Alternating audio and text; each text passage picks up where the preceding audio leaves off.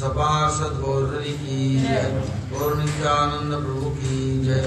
Jai Jagannath Baladev Subhadra Sanjeev ki jai. Bhakta Vigna Vinasam Karnishna Dev ki jai. Bhakta Raj Prahlad Maharaj ki jai. Sarva Vishwada Giriraj Govardhan Dev ki jai.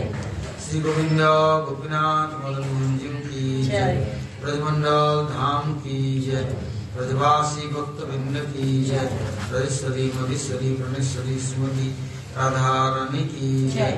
Brajdevigan ki jai. Harinam Sankirtan ki jai. Sankirtangai Bhakta Vrinda ki jai. Samaved Gaur Bhakta Vrinda ki jai. Gaur Premananda.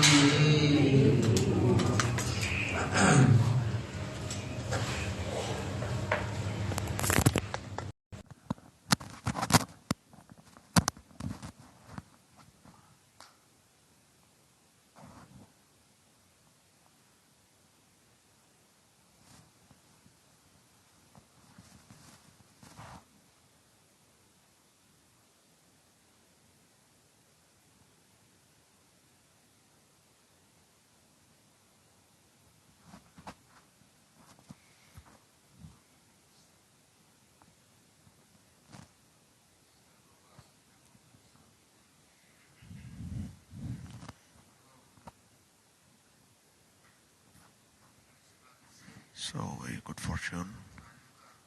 We are listening to the Vani of our Guruvarga. So, if these words touch us, then immediately we are always with the Guruvarga, the Guru Vaishnavas, because their words are Shabda Brahma. And they are food for the soul. And they are very favorable for the mind-body words to cultivate this path of pure bhakti easily. Therefore, we should always try to do Shravan Kirtan of Guruvarga's Vani. So, Prabhupada here, he has said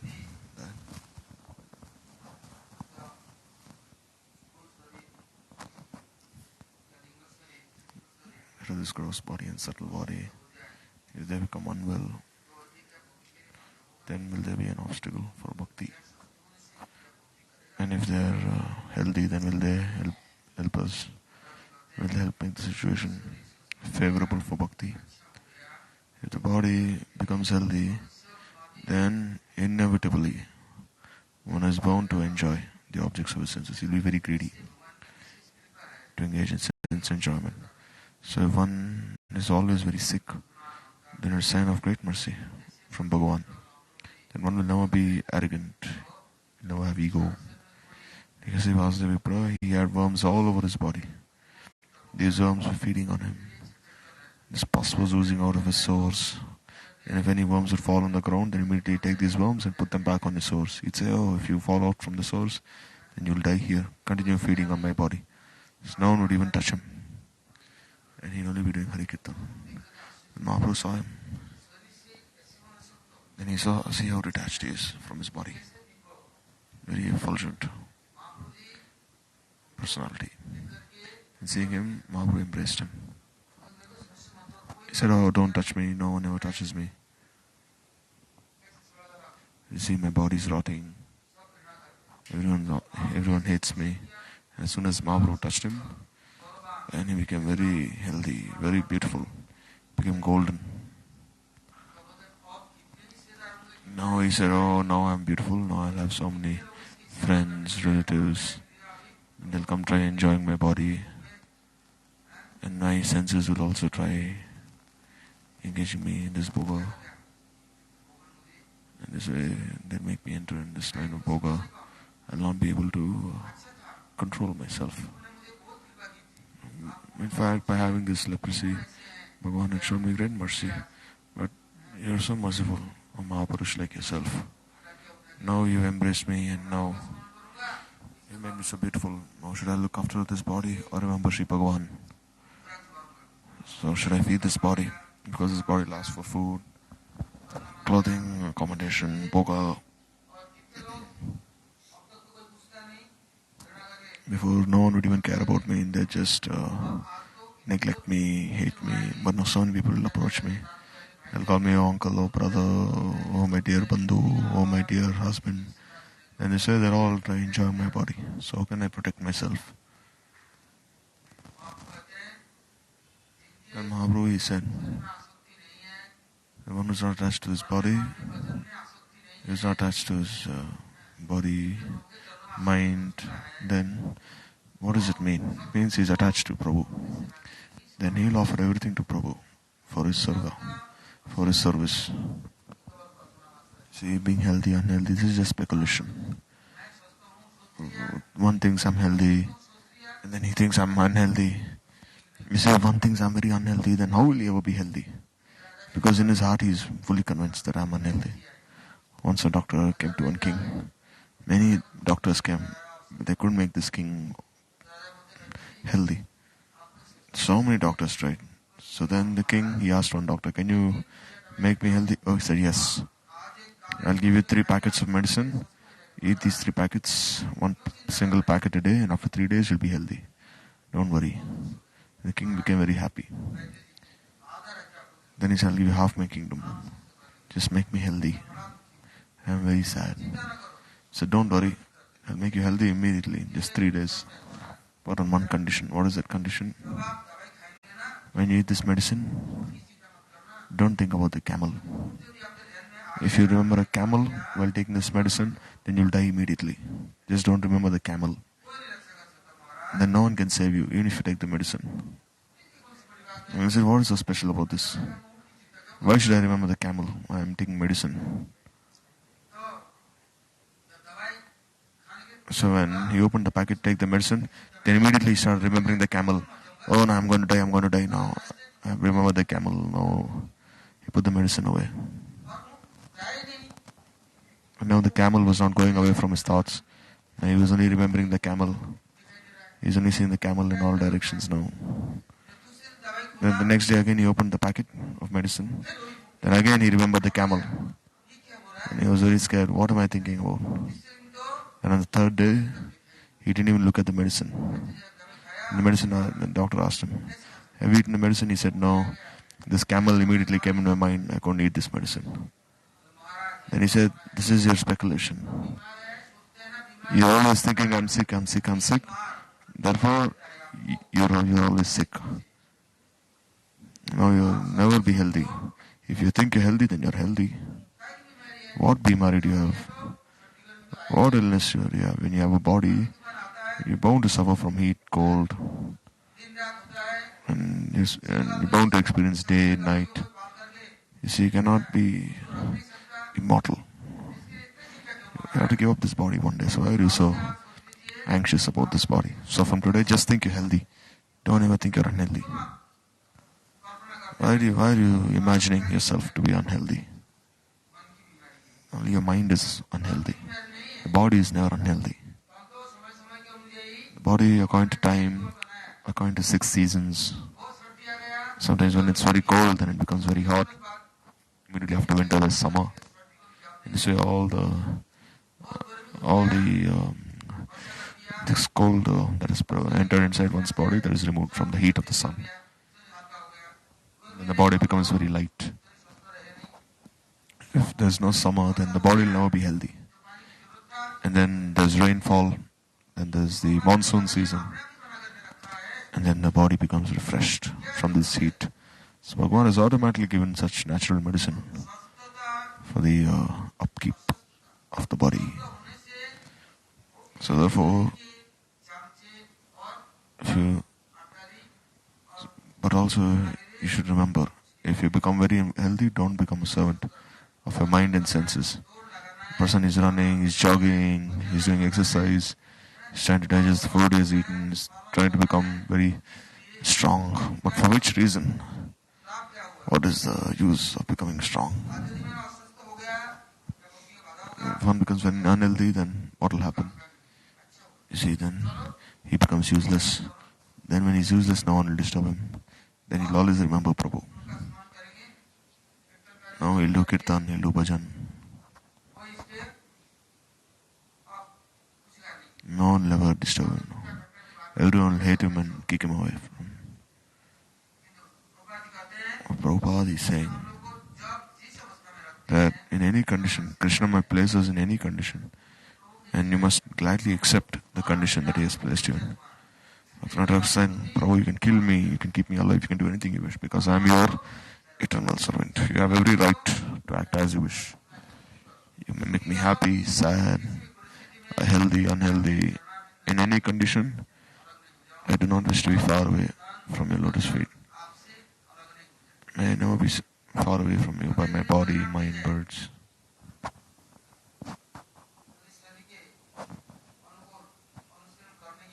So one wants to act favorably. Means if he wants to accept bhakti, then he'll never think about the well-being of his body or these external things. Because one person may say, oh Prabhu, make my body nice, well, healthy, then I'll remember you. And Bhagavan says, alright, I'll make you healthy. And once he becomes healthy, he'll say, oh Prabhu, now give me some wealth. I just want to serve you with wealth. And once he becomes wealthy, he'll say, oh, I'm wealthy, I'm healthy, but I have no one with me. See, when Bhagavan gave him darshan, Brahma was Bhagavan's son. He said, why am I alone? I see water everywhere, and I'm sitting on top of this lotus flower emanating from your navel. Now I'm all alone. Who are you? Where have you come from? Then if you're merciful to me, then give me some relatives, give me a family, give me someone. Then he said, all right, you start this creation. And as Brahma thought within his mind, he started creation. As and when he thought about creation within his mind, then creation took place. It was initiated. And then as soon as he created, then you see so many living entities, they wanted to attack Brahma. They said, Brahma will eat you now. Then Brahma started shouting, protect me, bro. They're going to eat me. These Rakshasas, they want to eat me, their father. Then Prabhu, he said, alright. Now I'll create Danas, Manas, human beings. And when he made all of creation, then they all start running behind Brahma. If you don't give us something to eat, then we'll eat you. Then Brahma said, alright. One living entity will eat another living entity. And they all started eating each other. Then there was nothing left in creation. Then I said, Prabhu, I made everything, but now everyone is eating each other. What should I do? And Prabhu said, alright, I'll give them food. Then Prabhu, he gave his remnants through Lakshmi. But you see, they'll eat food, but they'll never do bhajan. They'll never remember Bhagavan. Prabhu has made all arrangements, but he has no time for Prabhu. One, he's ready to work 10 hours a day. He can even work overtime. But does he have time for Prabhu, for Bhagavan? Does he even have half an hour time for Prabhu? Does he even have little time to meditate on Bhagavan? He has no time. Then what is the use of maintaining this body? And then he'll act according to his speculation. Now I'm independent. Oh, I'm very qualified. I'm not a coward. Why should I worry? I don't fear anyone. Why should I be grateful to anyone? Why is he given me this body in the first place? See, Bhagavan has given me all arrangements. But then you don't care for Prabhu then. Then you see the society, then you say no one will care about you also. If you don't care about Bhagavan, then everyone will leave you aside. Because you left Bhagavan, then everyone else will leave you also. Saying alright, during the day I remember him like 2-3 times a day. It's not that I'm not remembering him the whole day. This will not do. So this way, if your body is healthy, then will it be favorable for bhakti? No. Instead of giving you paramartha, it will give you anartha.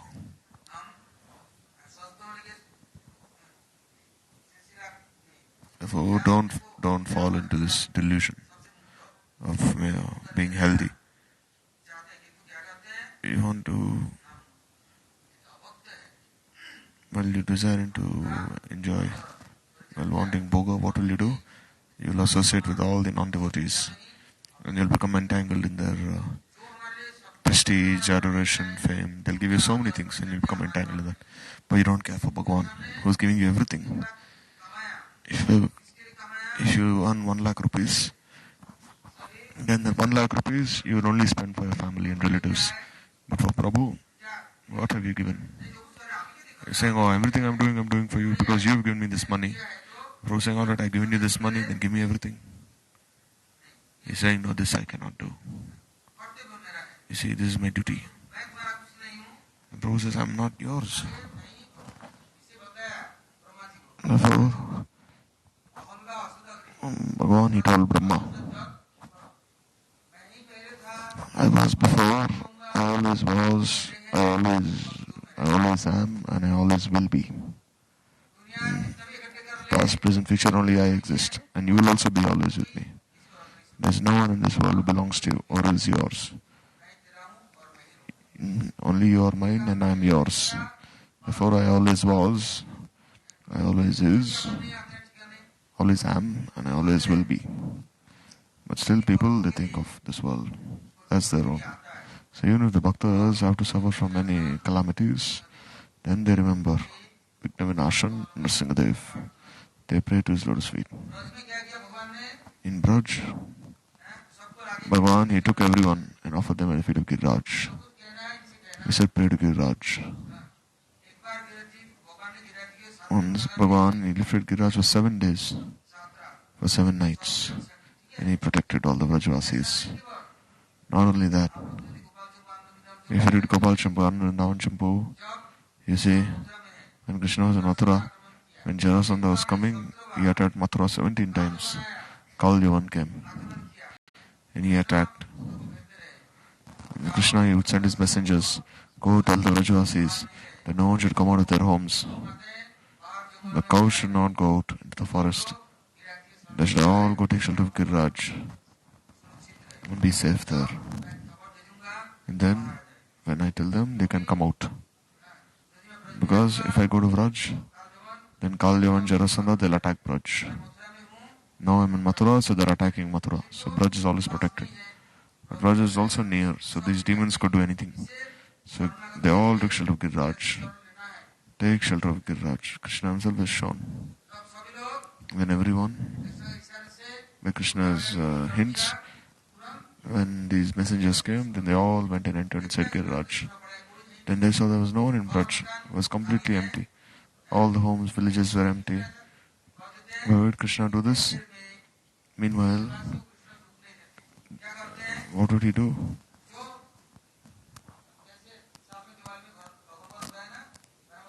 Like you see, sometimes every year they refurbish the house. So that time they repair all the houses. So when the Brajvasis are inside Giriraj and Krishna, he orders the Devatas, go and decorate Braj nicely, serve the Brajvasis. Go decorate their homes, decorate their courtyards, make Braj full of flowers, plants, trees, creepers, make everything ready for their happiness. And meanwhile Jarasandha came and they all entered inside Giriraj. And then, by then, demigods decorated Braj. And when they returned, the Vrajvasis saw Braj had become so beautiful. And it was so decorated with gardens. They're saying, who has watered these trees and plants? Who has given food for the cows? Who has grown all these trees? Who has harvested all these crops like wheat, rice, and other vegetables? They became very surprised.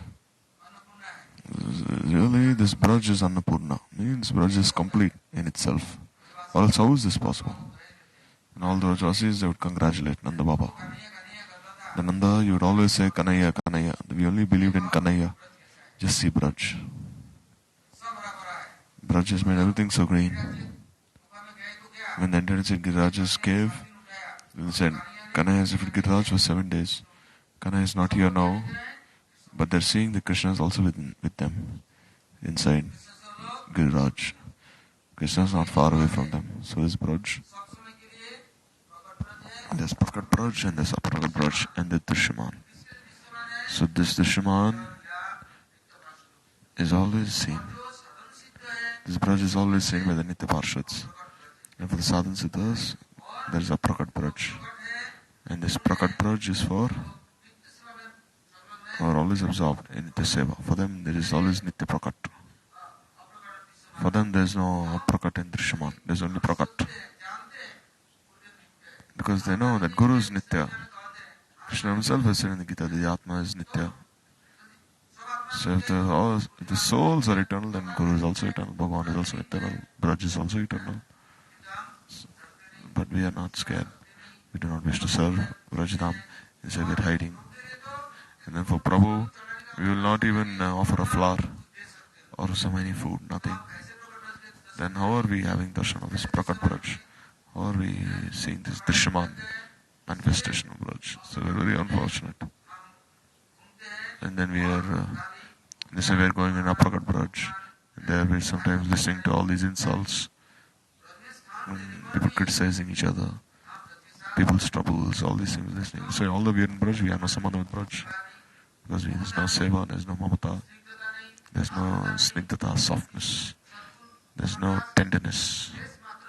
We don't have even any trace of any good qualities. We don't even try to imbibe these qualities. And how are we possibly residing in Prakat Braj? So therefore, we do not even see Braj as it really is. The Brajavasis are always with Krishna. See, they're inside Giriraj's caves, and Nandamaya is saying, Yashodamaya, you might bring some butter for Kanaya. Who will bring this butter? And Nanda said, these messengers have just come from Mathura. So give this butter to them, they'll take it to Krishna. Because see, all the cows, the coward boys, they don't know how to fight with Jarasan. So Krishna is not possibly, Krishna has purposely not come here, just to protect us. But Krishna, he doesn't eat anything except what the Brajavasis have cooked. So go send him some butter, send him some clothes.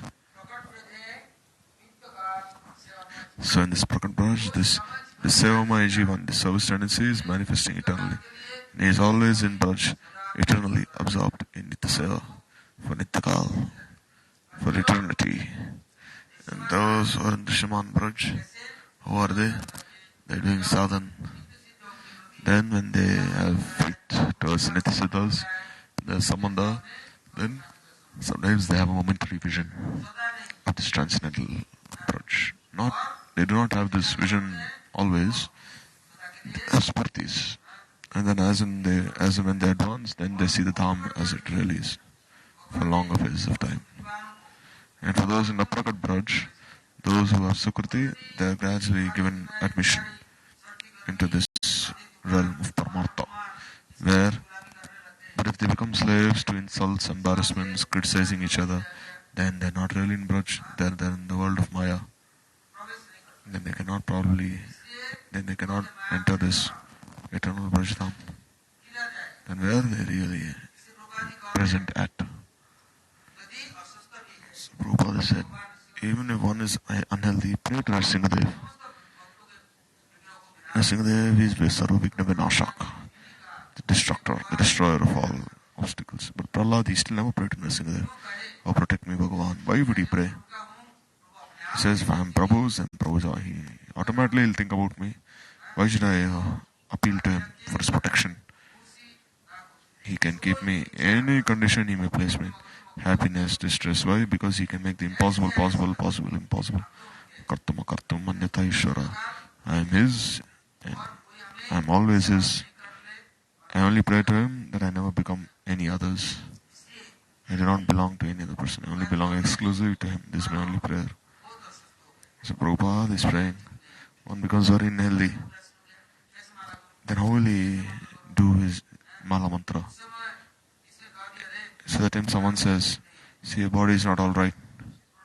So you need protein. So you eat meat. Then your body will become very strong. Then you can do bhajan.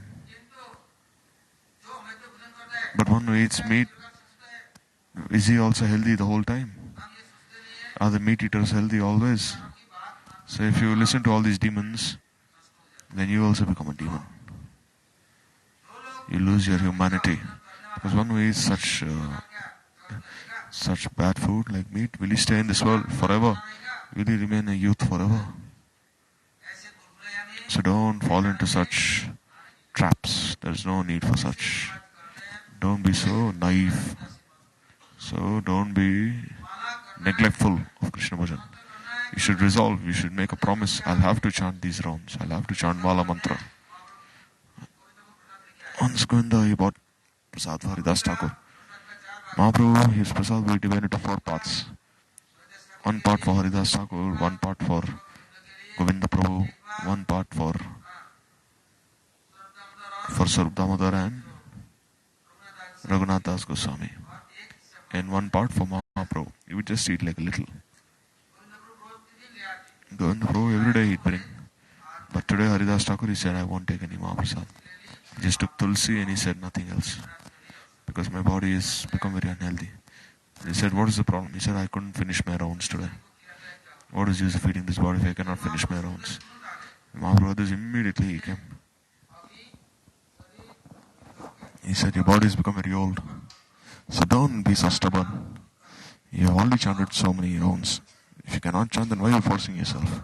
So you can reduce your Nam Sankhya, your rounds. Instead of 3 lakh, you can chant 2 lakh or 1 lakh. He said, no, this I can never compromise.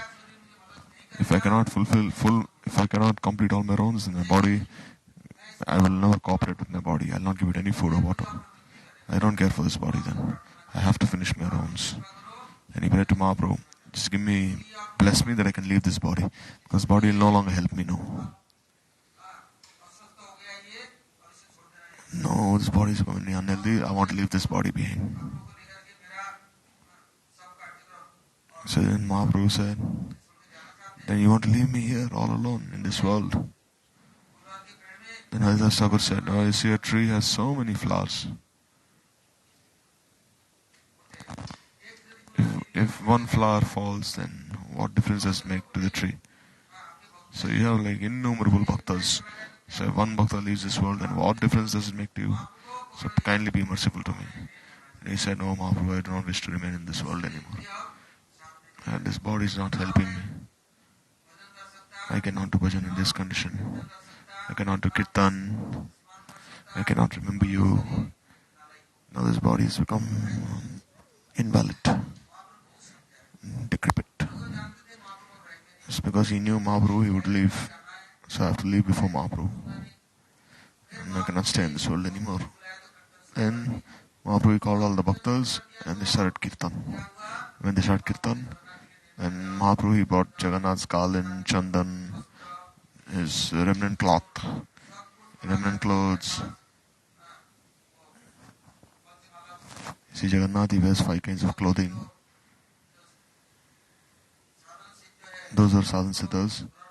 They can accept all these things, but we are so impure. We are not even qualified to touch these remnant clothes of Jagannath. Just sadhan siddhas, they put this cloth around their necks like kavacha. This is panchamala. And then they do their bhajan. It's very powerful. So Bhagavan has 5 layers of clothing. External cloth, internal cloth, and this chandan, his uttariya. He has so many remnants. And then the devotees, what do? They honor these remnants. They put it around their necks and they do bhajan. So then Mahaprabhu and his bhaktas, as they were doing kirtan, Haridasa Thakur, he kept his head on Mahaprabhu's lap. And as he was looking at Mahaprabhu, he was chanting. Before he used to chant 3 lakhs of Harinam, but now all he was chanting was Shri Krishna Chaitanya Prabhu Nityananda Shri Advait Gadadhar Shri Sadi Gaur Bhakta Vrinda. This was the only mantra he was chanting. Then he left his body like Bhishma Pitamaha. And what did he do? Then Mahaprabhu, then he took Haridasa on his lap, like how Shivji took Parvati on his lap, Sati on his lap. And then, taking Haridasa Thakur on his lap, he started proceeding to some place. Then anyhow, the devotees, they calmed Mahaprabhu down. And they made this palanquin for Haridasa Thakur. And then, they brought him to Swargadwar. There Mahaprabhu, he removed some sand there with his own hands. He bought all the water from different pilgrimage places. He bathed Haridasa Thakur in those tirthas, put tilak on him, put new dress on him, put new clothes on him, and then he also put Jagannath's prasadi remnants on his body. And then by his own hands, Mahaprabhu placed Haridasa Thakur in samadhi. So Mahaprabhu says, if this body becomes unhealthy, then by making it healthy, can you keep it with you forever? Bhaktas, they're never attached to their bodies. They're thinking if the bodies can go anytime it wishes to. Why should I care? Maharaj would say, don't.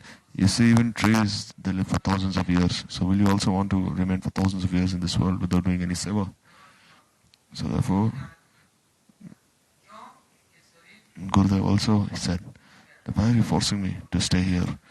I want to leave this body and have a new body.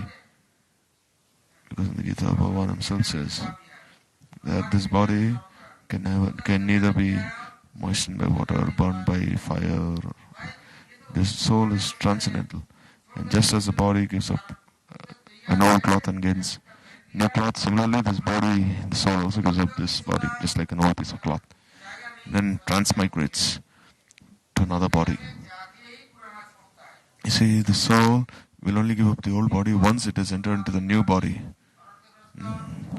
But still, there are so many sinners and those who have so many anarthas and who engage in such bad things. For them, they become ghosts. Or they become Brahmarakshasas. They don't get bodies. They're always wandering in the ethereal realm. And sometimes in the realm of water. Sometimes they're wandering in different elements, different realms. You see, for them, even if you go bathe in Ganga Sagar, even if you offer Pindadam, so many things, still they are not liberated. Why? Because they're so attached to their bodies. They're attached to their homes, to their cats, dogs, to their relatives. And because of such illusion, because being so much attached, they're only revolving in that cycle again and again. You see, the soul is so thirsty, so hungry, but still he cannot eat or drink anything. But because this moha, he cannot be delivered as well. And then they offer this pindadan.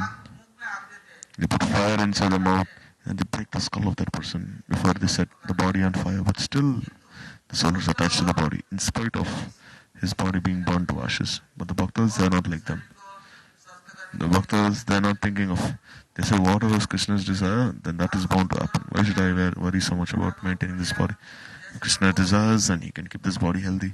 If he desires, then he can make me leave this body. My only concern should be how can I remember Bhagavan? So in the devotees think this body is useless, then how can I remember Bhagavan? So then should one commit suicide? One should not commit suicide, it's very sinful. See, Bhagavan is giving you this body out of his love. He has given this human form of life, which is rarely attained. And this body gives the opportunity to attain the highest welfare. Therefore, as long as the body has not fallen down and collapsed, you must strive to attain the topmost welfare. And so, for this reason, that Bhagavan has given you the human form of life. Therefore, every moment you should strive for this Hari Smaran. Never forget Sri Hari. Don't forget him even for a moment. Or else, if you forget him, then so many calamities will arise.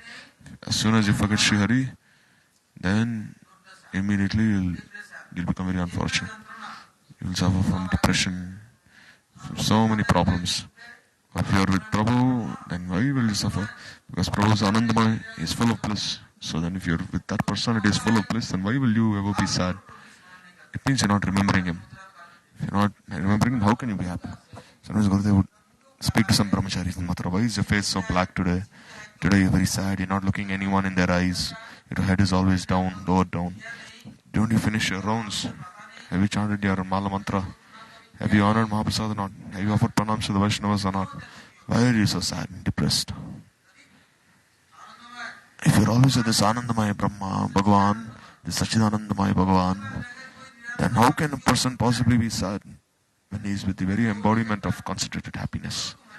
So surely you're not chanting Harinam. You're not completing your rounds. So come sit next to me and finish your rounds.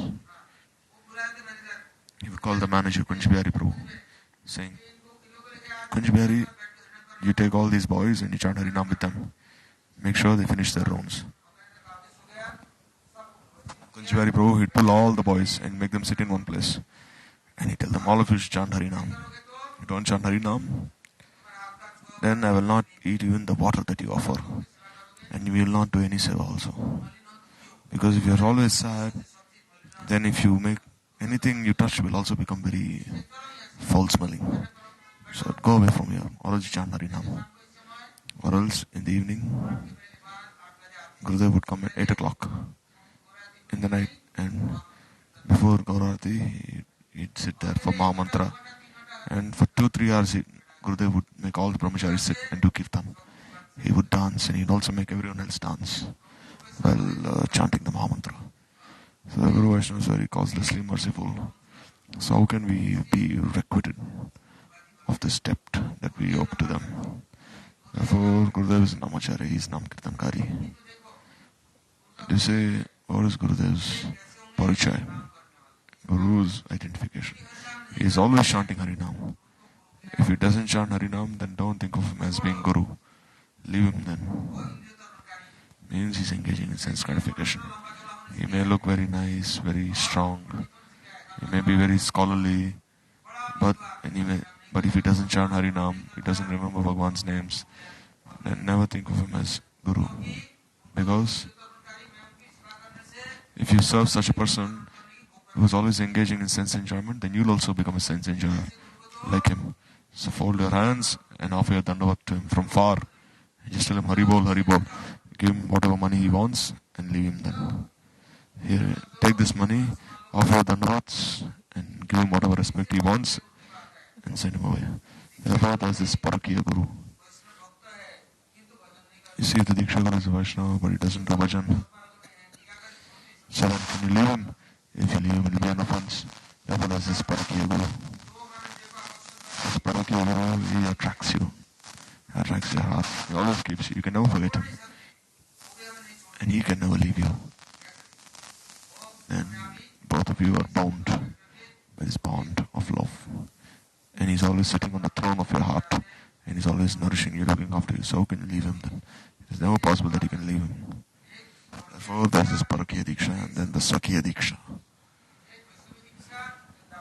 There's the Vaishnava Diksha and the Brahman Diksha. It's all not the same. There's this Paramartha Diksha and Vaishnava Diksha. For them, for this Paramartha Diksha, there's no need of even any mantras. There's no need of even Nam. There's no need of Parasharya, any ritualistic ceremonies, rituals, nothing.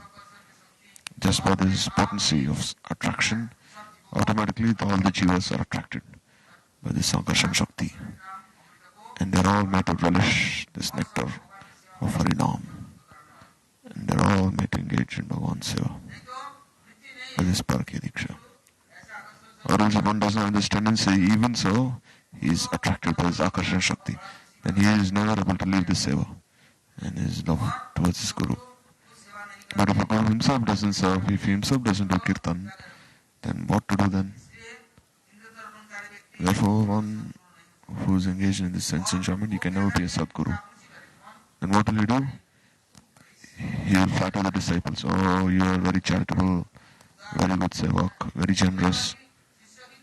This way, the Guru himself glorifies the disciples. The disciples should glorify the Guru, but here it is the opposite. Guru is glorifying the disciples, saying, oh, I am enthusing them for the seva, but actually what are you doing? You are paving the way for hell.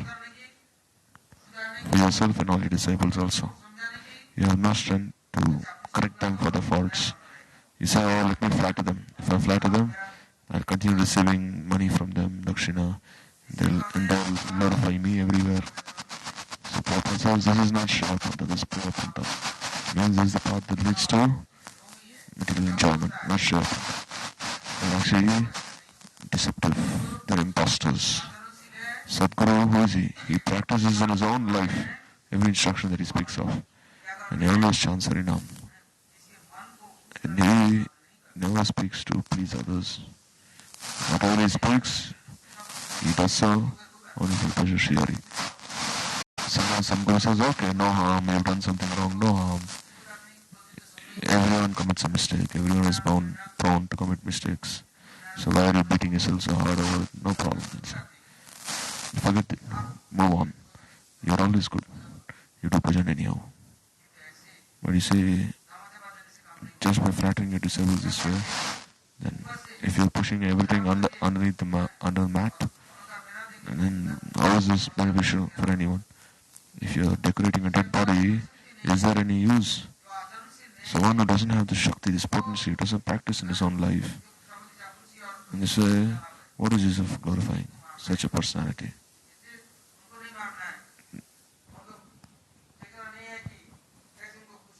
Don't think, oh, how can I please him? He'll write a letter, he'll speak on the phone, he'll make his disabled very happy. But what is use? Will the disabled actually be happy? Then they'll be happy for some time, then again they'll be depressed. Your body, mind will never be happy forever. So what is the use of receiving such praise? So don't think of the non-devotees to be like devotees. If someone is being very deceptive, then you must know he's a hypocrite. He's cheating himself, he's cheating others also. There's no need for such chit fund business. There's no need to decorate oneself. And one will, to have himself praised, he'll give money to agents, to disciples. Go, glorify me everywhere you go. All directions, go and glorify me. Tell everyone how I am. How I serve Sri Guru, how I serve Bhagavan, how I do everything. Go everywhere and beat my drum. Therefore Maharaj is a Guru Gantal, Shisha Chandal. One who always falsely glorifies his Guru, he's like a Chandal. Because he glorifies his Guru to be a person who he not really is. Because Guru is always, he's overcome by Moha, Maya. So if you glorify such a Guru, then the disciple is like a Chandal. Therefore, there's no need to drown in this ocean of praise. Just engage your Atma in bhajan. Tulsidas has said, you see, if one person, if you want to do bhajan, then you collect 2-3 persons who are always taunting you, finding faults with you, and keep them near you. Because day and night they'll only keep talking about you. And they'll keep criticizing you for everything that you do. And if you keep such ninduks, then you'll always be able to remember Bhagavan. But if there's someone always praising you, then this is very unfortunate. So don't think of the abhaktas to be like bhaktas. And you see there'll be some imposters who wear big malas, they have earrings, they have bangles, and they put tulsi everywhere all over their body, and they put tilaks all over their face, and then they put tilak all over their bodies, and nowadays they put these tattoos, they put tattoos all over their body. They say Narayan Sham, Ram Nam Sitaram Om Karna. They have these tattoos all over their body, Namo Narayan, and they have tattoos all over their body. Because he's saying, my body is also Bhagwan's devotee. So no need to do such things. You see, if you put a peacock feather on a cow, will a cow become a peacock? If you put peacock feathers all over the cow, if you say the cow, if you tell to the cow, oh cow, now you become a peacock, will the cow become a peacock? If you decorate the cow in a very nice way, okay, I'll give you some nice wings and become Garuda. Vishwamitra, he had one disciple called Trishanku. Trishanku told him, give me Diksha. And said, alright, you're my disciple now. Then he said, Gurudev, show me some miracles. Show me something. Then he said, what do you want to see? He says, in this body itself, you'll have to send me to heaven. He said, what is so special about that? I'm Sadguru, I'll send you to heaven in your same body. Then he started reciting some mantras, he started sending Trishanku there to Sarga. And the Sargavasi is thinking, where did this person come? This sewage plant, this toilet factory, where did he come from? And they pushed him down again. And then as he was falling to earth, he was falling upside down. When he was upside down, he was saying, Gurudev, save me, save me. Now what can I do? Then Vishwamitra said, Tishta, Tishta. Now he was upside down. And he was upside down, he was like hanging. Now he was neither in earth nor in heaven. So don't fall for such miracles. Sadguru, he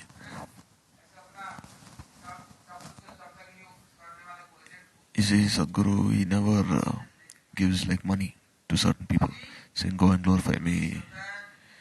If you have faith towards Guru, then Guru will inspire one person who is very inquisitive, sincere, and he'll realize everything in his own heart. He'll give him this tendency to do bhajan, he'll empower him. There's no need for him to give any instructions as well. He'll do all arrangements, make all arrangements for him. See, he is a recipient of Bhagavan's mercy, so he can also transmit Bhagavan's mercy to anyone he chooses. His bestowal of mercy is not just a pretense, it's a reality. So say, Gurupada Padma, he gives his mercy according to your degree of your surrender. As much as you surrender, he'll give his mercy. But if you only falsely pretend, if you're only pretending that you're surrendering but you're not really, then you'll also be cheated. Then you'll also get a guru who's an imposter. One person saying, I've done all good things in my life, so why am I suffering? But you've done so many bad things that you're only suffering a little. You'll have to suffer even more than this. Then what bad things have you done? You see, you have not, you've left the Supreme Father, Ishwar, and you become a slave of this world. You belong to Him. But you claim you belong to this world. And how is this proper? Bhagavan is giving you everything. But you're never grateful to Him. You're grateful to others. But who will stay with you until the time of your death? If you're with Bhagavan, the entire world is on your side, ready to serve you. Then Gurudev, you tell me, you're performing Patrishti Yagya. Then why are you asking me this question? Why? Because how are so many people joining the temple? Because all these boys are coming. So Gurudev would say, remember, that don't think that these boys are coming to you.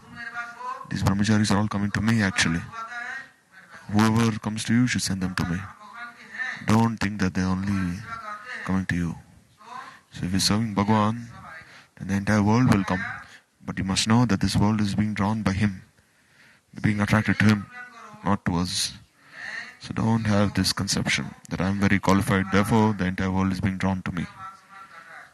They're all respecting me. But really, as long as you're with Bhagavan, then the world will respect you. And then when you're separate from Him, then the world will not even care for you. They'll kick you away then. They'll all fly away.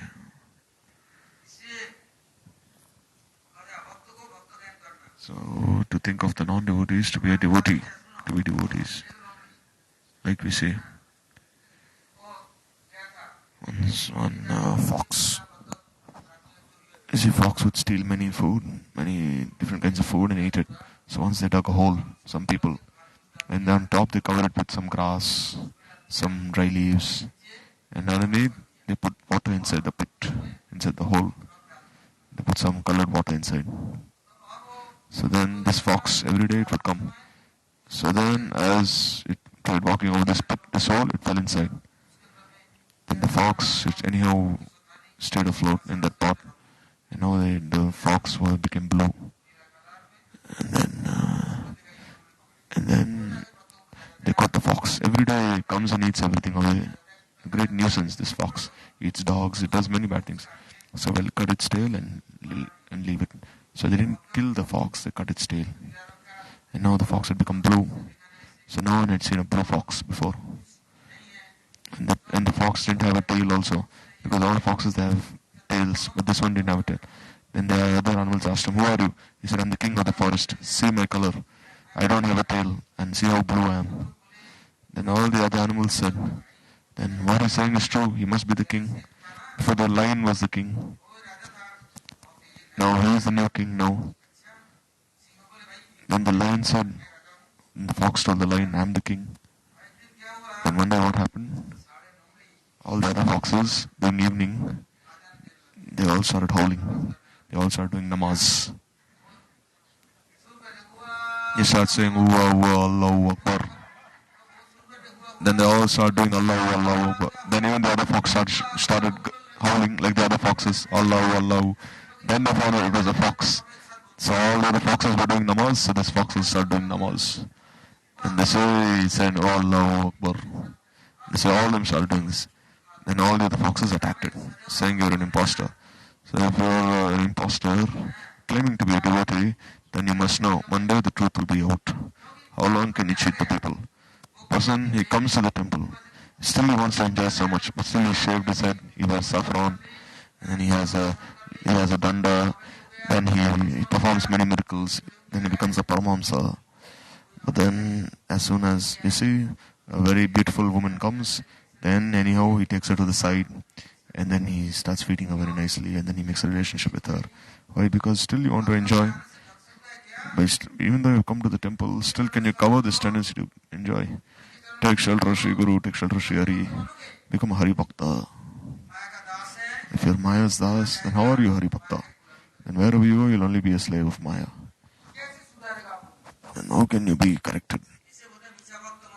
So don't be an artificial devotee. Don't be like that fox. How long can you cheat? How long can you cover yourself? The truth will be out inevitably.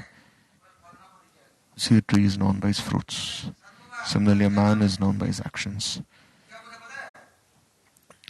If you ask a sadhu what is your name, he'll say, my name is 1008, Brahmalin, Astatar Sata. He'll say, I'm not just 108, I'm 1008. I'm Shastri, I'm Panchatirtha, I'm Nyayatirtha, I'm Kavatirtha. He has so many titles. Omkareshwar, he has a big line of titles. Mahamandaleshwar, he has so many titles. But how long can you hide the truth? How can you hide who you are? Who you truly are? And after 2 days, this Babaji, where is he gone? Then they say, oh Babaji, he has left everything now. Now he has ran away with one lady. So, see, hypocrisy is not the sign of Krishna Sevak. If you're a Bhagavad Sevak, then you've always offered yourself at the Rose of Sri Bhagavan. 24 hours you should pass yourself like Chandan and engage your entire time in his seva. Engage in Harismaran. Or else his body is useless. Or else his body will show its own true colors. You have no guarantee how this body will act. Don't listen to the body. Or else the body lead to a life. Life of life, you'll be lost then. Someone who engages in Bhagavad Seva, he is really strong. This tapasya is the strength. Or else everyone are weak. So Prabhupada says, you must have this fixed faith. Chitta. You must have that fixed faith. I am Prabhu's, I am his Das, I am his Nitya Das, I am his forever and ever. I will only engage in his Smaran, Kirtan and Seva. Without him, I will not be a slave of anyone else. And this Krishna Seva is the greatest wealth, this Bhagavad Seva. And Bhagavan Sevak, he is most fortunate. There is no greater person than him. You see, one is very proud of his Vidya, education, wealth, beauty, but how long will this pride last? But you see the Bhakta Seva. Bhakta, he is entering a Seva for eternity. He is never attracted by any other allurements, attractions of Maya. Even if 1,000 people come and tell him, we'll worship you, we'll praise you, we'll eulogize you, and we'll take you, and we'll glorify you all around the world, he will never listen. He will not waste even one moment. He will never be diverted from his seva for even one moment. This is his eternal identity. So don't be indifferent to Bhagavan's seva. If you become indifferent, neglectful, then immediately there will be so many problems. If you're not cautious, then immediately. So don't become indifferent to your Naam, Mantra, Seva, Lotus feet of Guru Vaishnavas. Don't think of leaving them. If you think, as soon as this independence comes, then you have fallen away from this path of Paramartha. So always remember them. Always follow. Be in their anugatya. Follow their orders. Should be always attentive in this regard. Then your life is successful. Listen tomorrow. Anandi.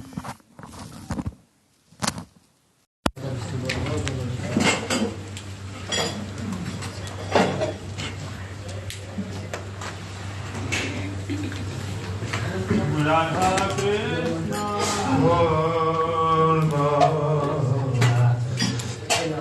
Bolore Sava.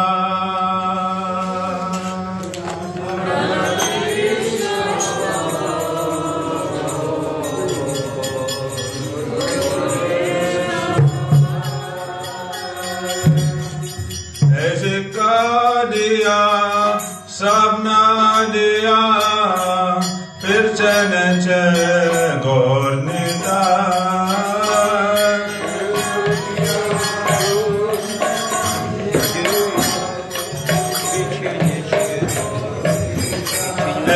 Shiksha diya, sabna diya, fir chanache gornita.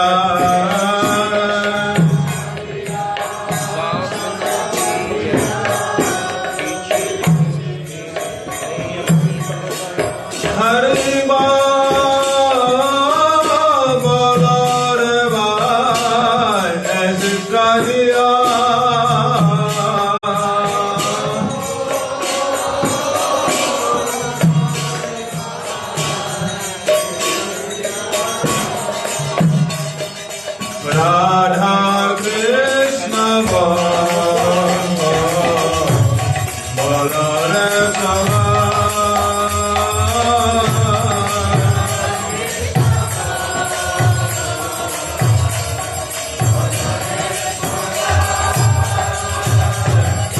Mayar Vashe Jasho Veshe Kavadhavu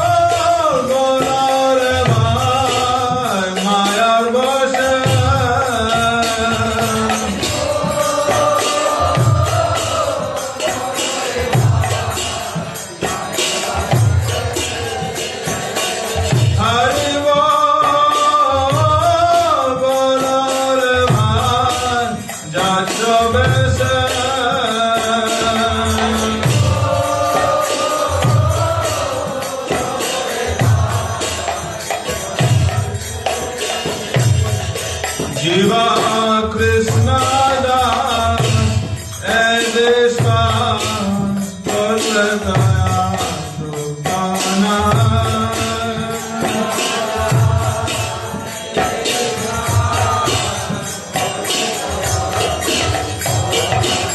Jiva Krishna Das Edeshwa Kolkaya Dukana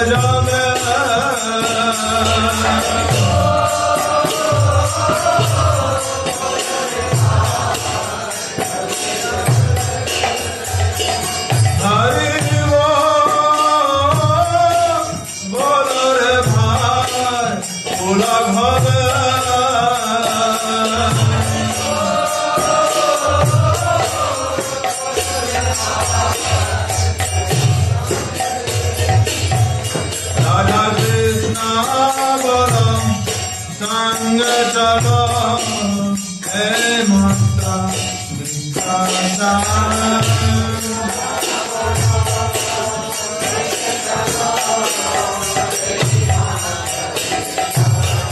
Radha Krishna bolo sang chalo hey mantra vichara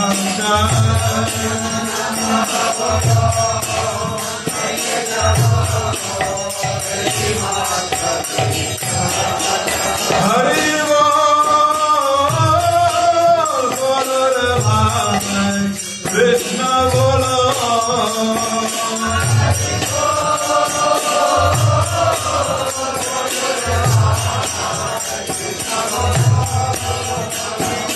Hari bol bolo re bhai sange chalo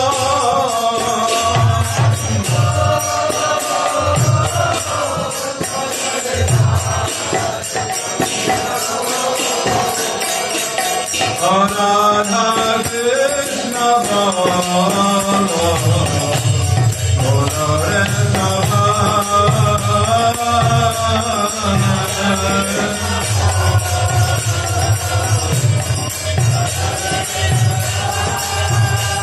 Jai Sakal Vipan Bhakti Viran Bholen Jokot Bonangai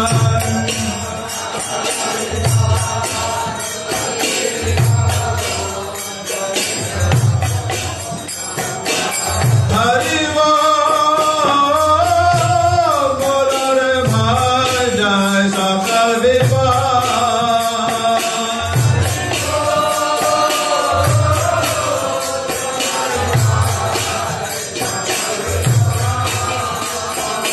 Hari bol bolo re bhai Pave Sakal Sambal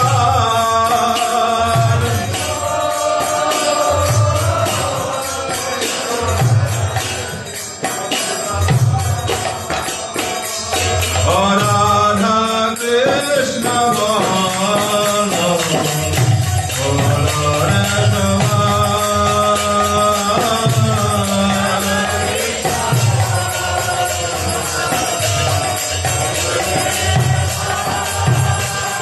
Aise kajiya sabna jiya Sirchan chan gornida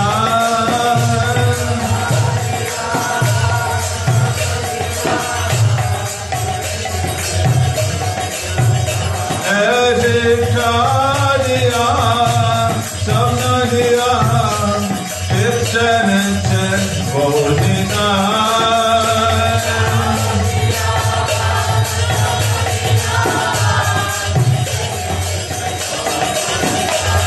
Radha Krishna bolo bolo re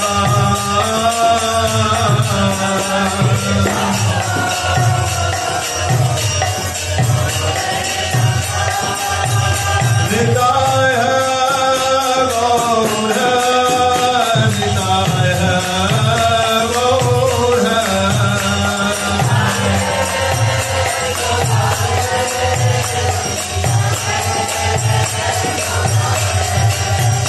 Jai Radha Krishna Jai Radha Krishna Radha Krishna Jai Radha Krishna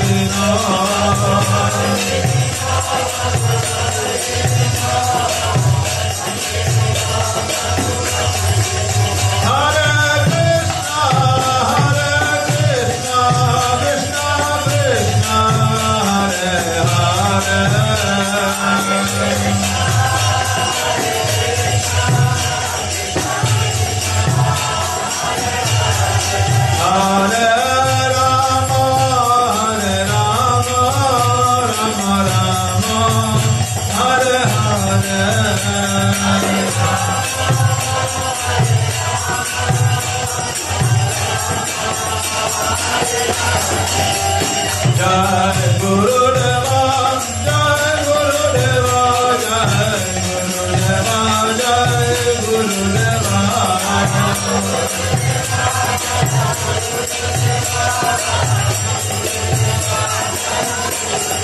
Jai Bhakta Sila Gurudeva, Bhakta Sila Gurudeva.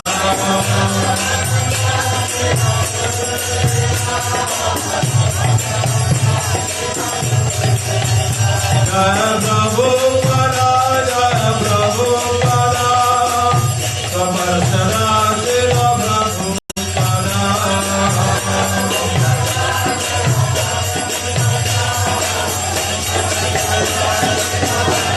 Jai Gaura Hariva, Hariva, Hariva, Jai Gaura Hariva.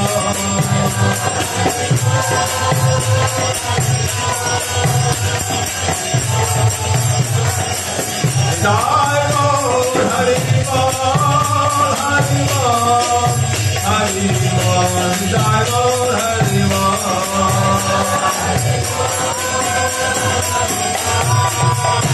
Hariva, Hariva,